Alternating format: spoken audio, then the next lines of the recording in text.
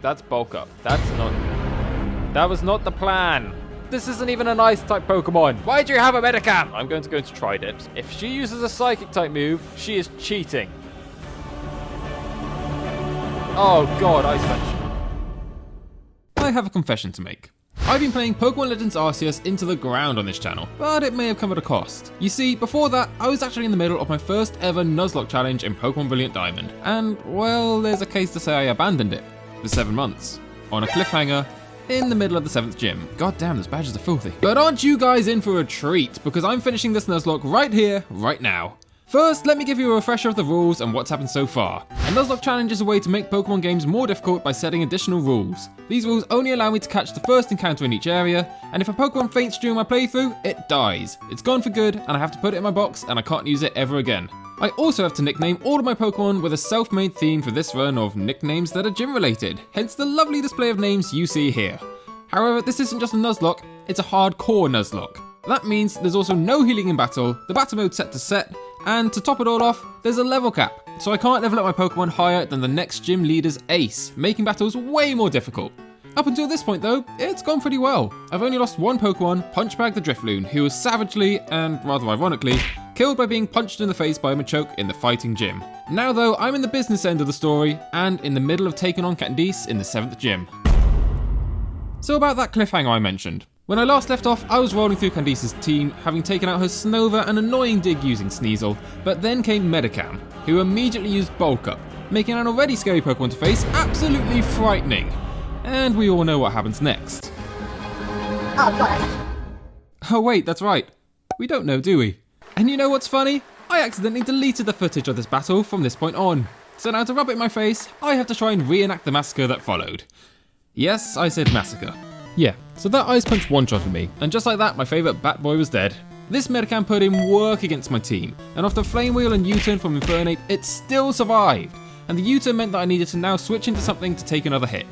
So I tried Bosu, my Gyarados, hoping an Intimidate would help, but the Medicham crit me with a Rock Slide, and just like that, I'd lost 2 of my most powerful team members.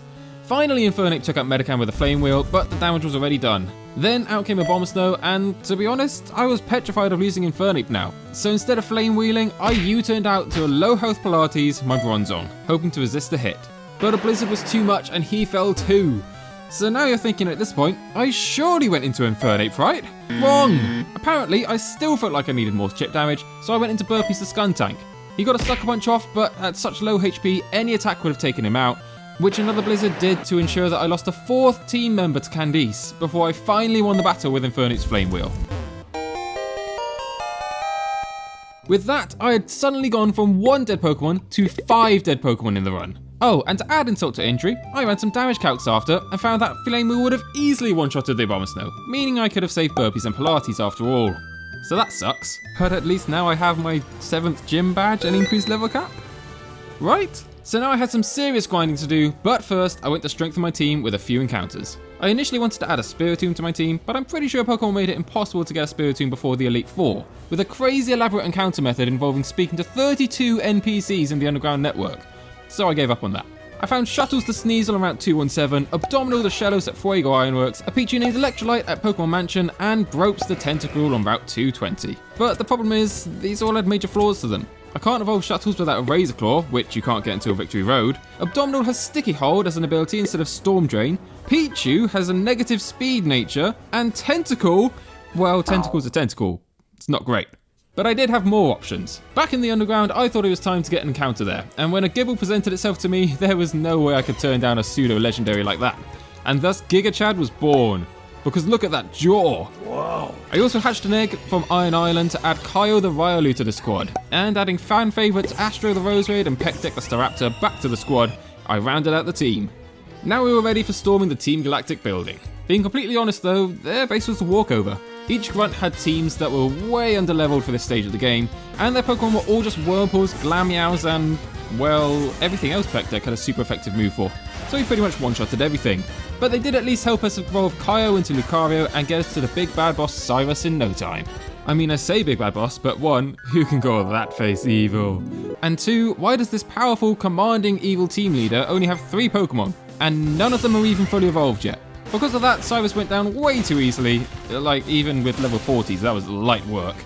I'm sure this evil leader thing's just a front from his loving side, because he then gives me a full-on Master Ball, tells me where to go to free the Lake Trio, and then basically invites me up with him to Mount Coronet.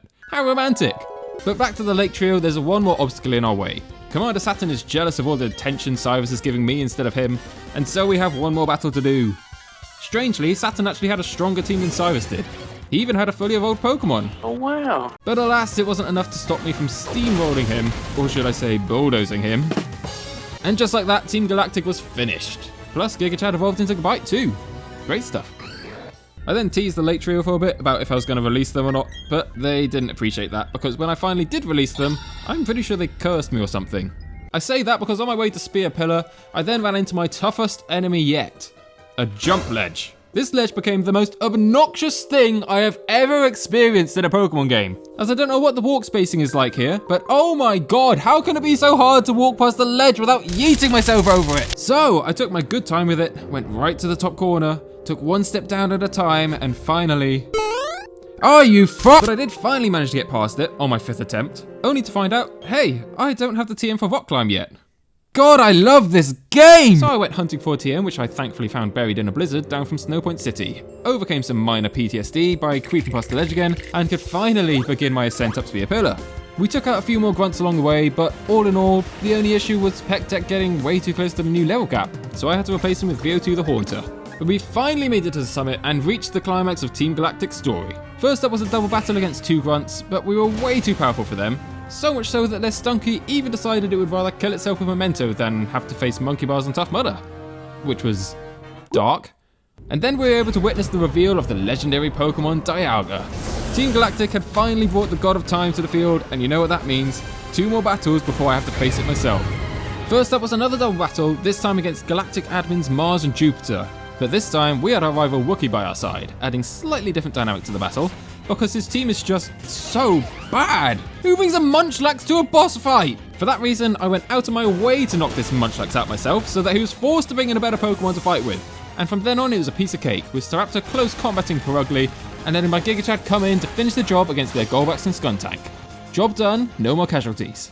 And to add the icing on the cake, Gigachad evolved into his final form, Garchomp. The ultimate form. Now with Wookiee by my side, we could take down the evil... Oh, no, he legged it.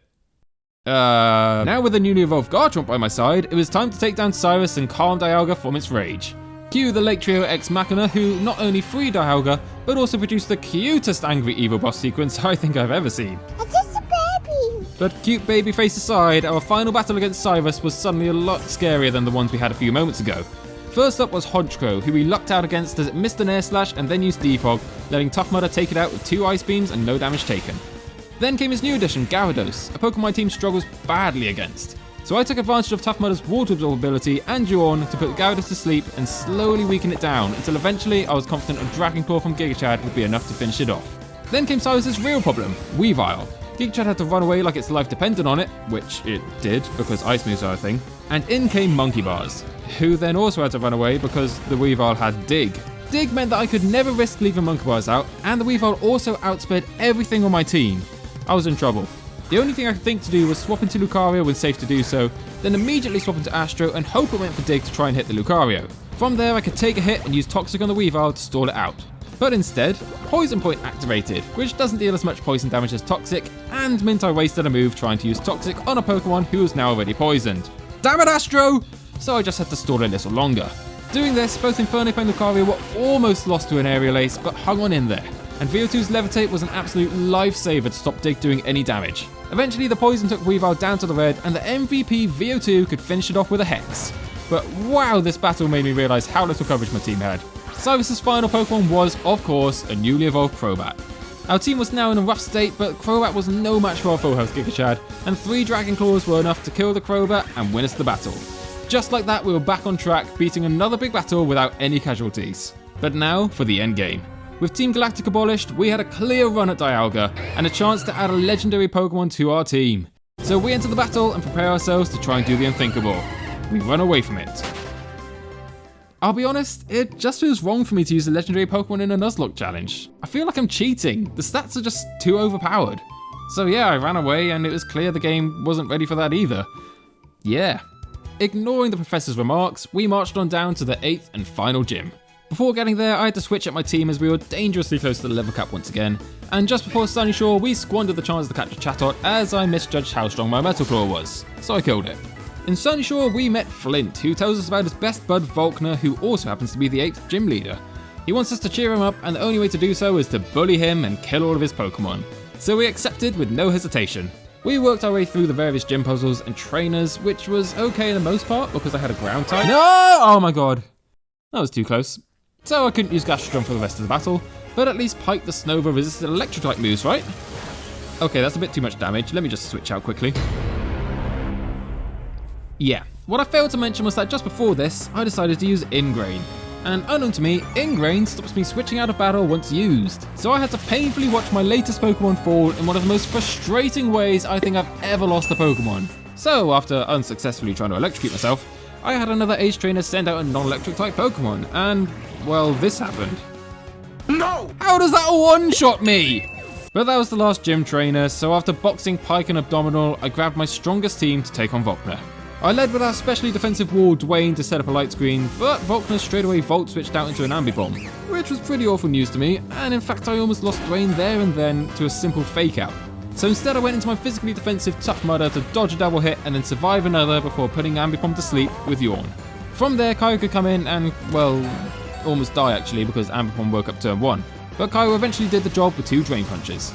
For some reason the electric type using Volkner then had an Octillery, so I quickly knocked that one out with Astro before Volkner's ace came in, Luxray. Perhaps I should have seen this coming, but I stayed in and that almost resulted in Astro getting killed by a surprise Ice Fang. Yeah, we got lucky keeping Astro alive there.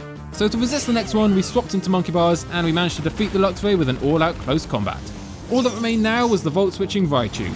Luckily we had it completely stumped with Tough Mudder, meaning we could take it out and claim the dub, while also keeping every team member alive this time. After claiming our badge from Volkner, it dawned on me. This was the squad that would have to take down the Elite Four now. I had no more encounters left to claim, with those ahead on Route 223 and in Victory Road all being duplicate encounters. There were no new Pokemon. Victory Road itself had some tough trainers in, with some pretty dangerous fully evolved Pokemon, but all in all we got through with no drama and arrived at the Pokemon League in no time. Now all I had to do was make sure not to trigger the surprise rival battle and train my team up to the level cap ready for our final challenge. And oh yeah, I did say surprise rival battle, didn't I? Yep, we've got to deal with Wookie one last time before the Elite Four.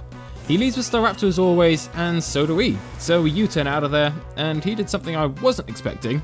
Set up the rain.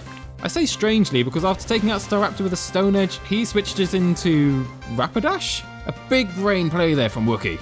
So we dig, kill the Rapidash, and his Munchlax has now evolved into a Snorlax, who is a bulky boy in more ways than one, and the match turned into a sleep fest as we traded yawns. But Tough Mudder woke up early to let us take Snorlax out with 2 Earthquakes, and from there, it was easy pickings. Dex coverage could one-shot every other Pokemon Wookie had, so we easily swatted him aside and confirmed to ourselves that we were 100% ready for the Elite Four now. And so we began. Aaron the Bug-type user came first, which I was confident for thanks to my coverage with Infernape and Staraptor. We claimed an easy knockout on Dustox, Heracross, Beautifly and Vespiquen, but then came Aaron's ace Drapion, who, with Cross Poison and Night Slash, had some pretty scary high critical hit rate moves. With Tough Mudder in, I was still comfortable at half health and confident another Earthquake was about to take Drapion out. But I should have paid more attention to those critical hits. I honestly couldn't believe it. He only just used Night Slash and it did less than 25% to me. I'm pretty sure it must have been a high roll, and while finishing off the Drapion to defeat Aaron, it dawned on me just how big of a disaster this loss was. Tough Mudder had massive importance to the squad, with both water-type moves and being my most physically defensive Pokemon. But more importantly, it was part of my strategy to beat the next Elite Four member, Bertha. And just to rub it in my face, Bertha thought it would be funny to lead with her own Quagsire. You're gonna pay for that. I switch into Astro to rather fortuitously stop my Pokemon being poisoned by Toxic, but mainly to one-shot the Quagsire with Giga Drain. And then I can do the same to Wishcast, who Bertha decided to sacrifice to my 4 times effective Grass move. But then came Sudowoodo. I was pretty sure this would have Sturdy, so I tried to Dazzling Gleam to break the Sturdy before Giga Draining to save some PP, and next turn wait, what? No! I had no idea Sudowoodo would have Head Smash, or that it did that much damage. And that one really hurt. It also heavily impacts how I'll have to deal with the rest of her team. So devastated, I revenge killed the Sudowoodo with an Aura Sphere from Kyo, and with Golden coming in, I needed to start pro playing. I scouted for Earthquake by switching into Staraptor, which it kindly confirmed that it did indeed have. So I U-turned out into Lucario, breaking any sturdy it had and finishing it off with an Aura Sphere. And it felt good to have a play run to perfection like that. Now all that was left was Berthas Ace Hippowdon. Here I had the same tactic, switching into Staraptor to scout for Earthquake, which it also had, and then U-turning into Giga Chad this time. But oh my god, it was almost a hiuge mistake, because her Hippowdon happens to have Ice Fang, and I got super lucky managing to dodge that. So I got Garchomp straight out of there and threw in Monkey Bars to quad resist the Ice type move. Now my strategy was to U-turn back and forth between Monkey Bars and Peck Deck, dodging any damage from Ice Fang and Earthquake until I got the Hippowdon down low enough range that I could end the battle with a close combat. Phew. My spirit was broken though. 2 Elite Four members down, but also 2 of my team down. And with each battle only getting tougher from here out, my team was getting smaller every battle. So those early losses were surely going to prove costly to my run. With Flint up next, I took some time to strategize, eventually deciding to teach Giga Chad Surf instead of Dig. I lost Stab, but it would stop me being so afraid of earthquakes, and I thought water moves may be more helpful against Flint's fire types. And with that, we jumped into the battle. First up was Rapidash, and oh god, I should have kept Dig, shouldn't I? But a combination of Surf and Stone Edge was enough to take it out with no drama. Then came Lopunny? That's not a fire type. And at this point it also dawned on me that so far I'd only lost Pokemon to non-bug and non-ground types. Is this a bad omen? Nah, screw it. I decided to try and set up and sweep using Sword Stance with Monkey Bars. Then unfortunately took a whole heap of damage from a high jump kick, but annihilated Lopunny the next turn with a close combat. The curse of off-type Pokemon killing me was broken. Oh no, that's not a fire type either. A Pokemon with Sturdy was the only thing that could really stop me sweeping, and wouldn't you know, here's Steelix. So I U-turned out fearing an Earthquake, only to find out that it was going to Iron Tail me, which would have done nothing to Monkey Bars, but did a lot to Peck Deck. With an Earthquake definitely not coming out now, I U-turned into Kaio to take out the defensive wall with a special attack Aura Sphere, nice and easily. So far, we're coping with Flint. He then sent out Drifblim and... wait, does he even have any fire types? Like at all? I thought you were meant to be the fire guy! Oh no, wait, don't try and burn me, I'm sorry, you are the fire guy, I'm sorry! I was hoping a Stone Edge would take out Drifblim, but it lived and managed to successfully burn me this time. However, that wasn't the scariest thing it had in store for me. Oh no, no, no. Because it had Minimize, which made my Crunch miss. And then it Baton Passed, and this whole problem just escalated very quickly. For those who don't know, Baton Pass lets your current Pokemon switch into another Pokemon in your party, while still keeping any stat increases. So I was now facing a +2 evasiveness Infernape who started by almost killing Giga Chad with a close combat, and then dodging my attack again. And with nobody on the squad ready to take a hit, I had to make the tough decision to let Giga Chad fall to a measly Mach Punch. A Pokemon who has truly carried me at times has now fought its last battle. I switched into Staraptor to safely outspeed and finish the Infernape with a brave... oh god.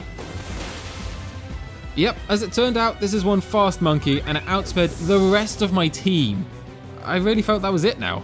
With just Kaio and Monkey Bars left, even if I made it through this battle, what chance did I have against the champion? Actually, forget the champion. The next Elite Four member is a Psychic type user. How am I going to beat Lucian with 2 fighting types? I mean, 1 fighting type, as yes, I sent out Monkey Bars who was unnecessarily slaughtered by yet another close combat. So even my starter had now fallen. With all hope lost, in came Kaio to let Flint finish his sweep. I tried an extreme speed, but could only do half damage, and then came the close combat. Wait a minute.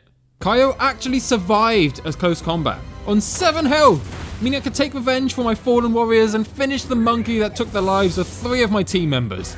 But we still had his partner in crime to deal with, Drifblim, and it outsped. But it went for Will-O-Wisp, and out of absolutely nowhere, Flint had thrown the battle, and Kaio pulled us through, kicking and screaming to beat the 3rd Elite Four member. Wow. But what now? As mentioned, the final Elite Four member was a Psychic type trainer, so I won't waste your time here. I taught Kaio the TM for Nasty Plot and Dark Pulse, and went into the battle trying to sweep, but ready to get absolutely floored. In we go, 1v5, and Lucian leads with a Mr. Mime. I set up a Nasty Plot, and thankfully we at least outspeed this thing, but Mr. Mime light screens, basically making that Nasty Plot useless. Or maybe not? If you think about it, it kind of works in my favour, letting me go +4 if I can make it far enough into the battle for the light screen to fade away. But yeah, then came Psychic, and it was time to start Dark Pulsing. Mr. Mime went down, and that goddamn Medicam shows its face again, which Dark Pulse isn't super effective against. But we also managed to outspeed, and we flinched it. That is huge, which meant we could take out Medicam too. Is this actually doable? Well, my hopes were crushed when Alakazam appeared, who 100% outspeeds me, as it's one of the fastest Pokemon in the game. but unbelievably, it used Future Sight. Literally any other attacking Psychic type move would have finished me, but instead I've been given a lifeline. If I can take out Lucian's last 2 Pokemon before the Future Sight hits me in 2 turns time, I can win. I have a win condition. First came Girafarig, and yes, in came the easy knockout, so now Bronzong was the only thing standing in my way from a crazy victory. Kaio outsped, in came the Dark Pulse, and Bronzong falls. Kaio lived up to his Kaioken namesake and produced one of the most hyped victories I have ever had in a Pokemon game. Like seriously, I can't believe I just did that. Is this what luck feels like? Of course the celebrations were cut short, as although the Elite Four is done, our challenge is not yet complete. We had to face the champion, and not just any old champion, Cynthia. The champion who is known across the Pokemon fanbase to be possibly the most champion of champions to have ever championed, with a piano backing track that instills fear into anyone who hears it. So with a Soul Lucario, this was going to be fun. Cynthia leads with Spiritomb, so with no super effective attacks, I had to hope that I'd be allowed to nasty plot multiple times against this thing. But Cynthia's Shadow Ball turn 1, which ruled that option out. So I Dark Pulsed, did 50%, and a second Shadow Ball knocked Kaio out. I mean, come on, what did you really expect to happen here? So yeah, my Nuzlocke was over. I had lost. Looking back, I really did mess up the first 2 Elite Four members, and from there I was already fighting an uphill battle, let alone after I lost 3 more to Flint.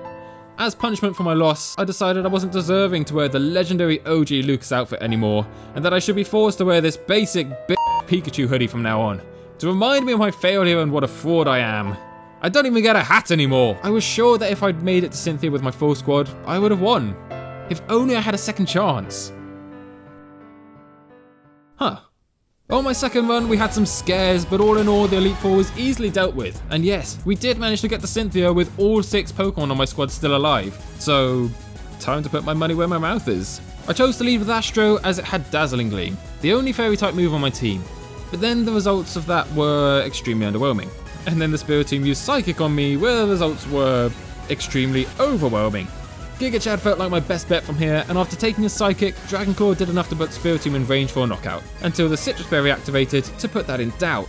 And it then used Dark Pulse, which dealt way too much damage, and with little options I had against this thing, I had no option but to stay in and hopefully kill the Spiritomb, which we failed to do. And thus we lost the first Pokemon of our second run. I knew Cynthia would now full restore here, so I had the idea to go into Monkey Bars and set up a Swords Dance. Then, with this brand new Flare Blitz, I was finally able to kill off the Spiritomb. That thing did damage to my squad though. Unfortunately, Cynthia now countered my Infernic with her Gastrodon, but at this point I was committed. I tried close combat, but it wasn't enough, meaning Monkey Bars followed Giga Chad, falling to a Scald. Astro probably could have survived that, but I couldn't risk it at such low health after Spiritomb. Instead, he came in to revenge kill the Gastrodon with Giga Drain, and nicely for me, Cynthia then sent out Milotic, so I could Giga Drain away and kill off a very scary Pokemon that Cynthia just decided she'd throw away. Suddenly the battle had swung back in my favour.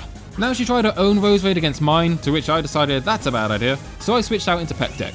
On switching in though, Sludge Bomb did 80% to me, which meant that although my Brave Bird killed the Roserade next turn, it also knocked out Peck Deck through recoil damage, so we traded Mons there and I lost another valued team member. But we still had hope. I had Tough Mudder, Astro and Kaio left to take on whatever 2 Pokemon Cynthia had. However, I knew one of them was Garchomp, which was a frightening prospect. I chose to send out Kaio, somehow forgetting that the other Pokemon Cynthia also had was a Lucario. So now it just came down to whose Lucario outspeeds who. We go for an Aura Sphere, hoping for the best, but no, we're slower. Even with my Lucario 1 level higher, clearly Cynthia had speed investment in her Lucario somewhere, and that was one more disastrous swing in momentum of the battle. As Astro had nothing to hit Lucario with, I was forced to bring out Tough Mudder, who survived an Aura Sphere to revenge kill with Earthquake. She had 1 Pokemon left now. However, it was the monstrous Garchomp. And with it outspeeding to easily finish off Tough Mudder, the battle came down to a simple one-on-one. Could my Astro beat her Garchomp? We attempted Dazzling Gleam, but again Garchomp is too fast for us, and a Stab Earthquake was always going to be too much for Astro to take. He falls, and we fail at our second attempt. Even with a full team of 6 for the champion this time.